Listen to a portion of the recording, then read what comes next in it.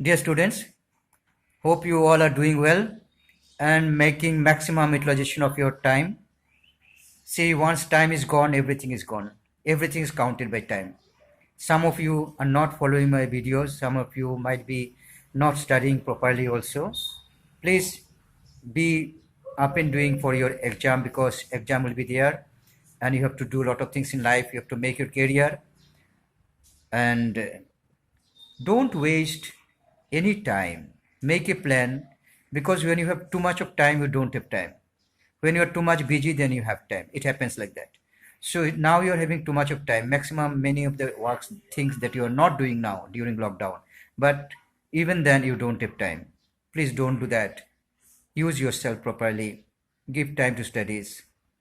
And today I have come to you with a new item of same chapter, amalgamation of companies, account, corporate accounting, become second semester of Guwahati University. Today's topic is methods of accounting for amalgamation. Methods of accounting for amalgamation. So dear students, in this methods of accounting for amalgamation, whenever you go for how what is accounting, what is amalgamation, and what are the benefits, but when the two or more companies come together and become amalgamated, then there is, at that point of time, there's a necessity of recording the transactions in the books of account. So how these transactions will be recorded in the books of account? All these rules are given in accounting standard 14. Please remember, accounting standard 14. If anybody asks you what is accounting standard 14 and with what matters it deals with, you say accounting for amalgamation. And if anyone asks you what is the accounting standard for accounting for amalgamation, you say AS 14. 14 means 14. Okay.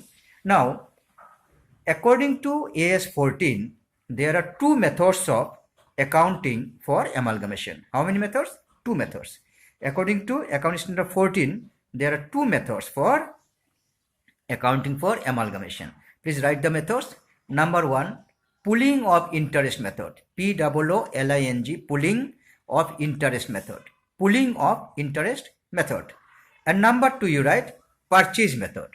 Earlier I told you that there are two types of amalgamation. How companies amalgamate, there are two systems. I told you earlier. One is merger and one is purchase.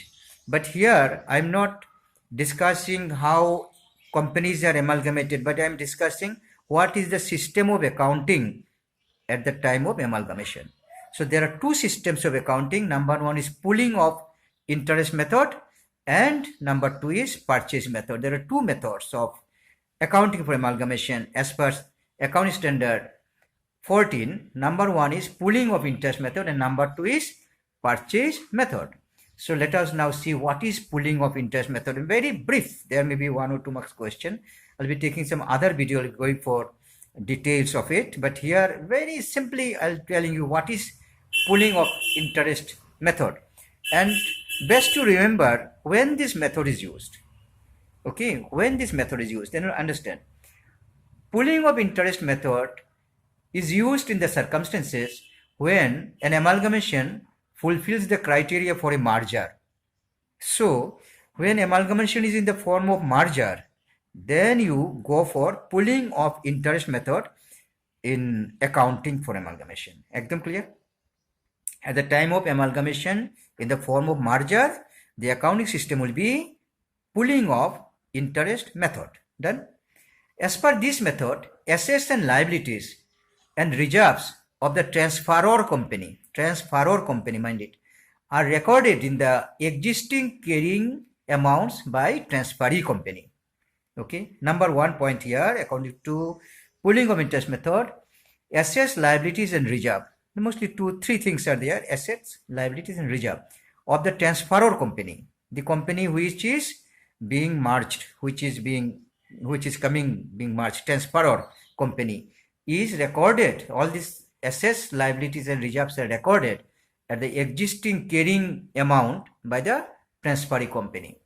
However, such amounts are recorded after making certain adjustments so as to bring uniformity in the accounting policies after amalgamation. there may be different type of accounting policies in transferor company and transferee company. Accounting policies may not be same. So when there is difference in accounting policy, then some adjustments may have to be done. If the transferor company and transferee companies have contrasting accounting policies at the time of amalgamation, then a uniform set of accounting policies are adopted for post amalgamation. So you remember, actually assets, liabilities and reserves, these are incorporated in the amalgamated company in the existing values, existing amounts. But if there is difference in the accounting policies between the transferor company and transferee company, only then some adjustments may have to be made for making the accounting system uniform. It's done very simply. You have understood what is pooling of interest method. It is used at the time of amalgamation in the form of merger. Done. Next method, what is the next method? Yes, purchase method. There, purchase method again has got two methods. Purchase method has got two types of accounting. Either by, number one, either by incorporating assets and liabilities at the existing carrying amount. Just I told you earlier. Number one option is there under purchase method. Assets and liabilities may be recorded the existing carrying amounts. And number two option is there, assigning consideration to individual identifying assets and liabilities of the transferor company based on their fair value. So remember, under purchase method, again accounting is of two types. Number one is assets and liabilities are recorded at the existing value, and number two, there may be fair value. Furthermore, the identifiable assets and liabilities could include assets and liabilities that are not recorded in the financial statements of the transferor company. There may be some assets and liabilities in the transferor company which are not recorded in the financial statements. Even there can be those assets, unrecorded assets can also be taken into consideration at the time of amalgamation. So what will be done there? There will be valued at fair market value, fair value. Okay, fair value. So I have explained that under accounting standard 14, there are two methods of accounting for amalgamation.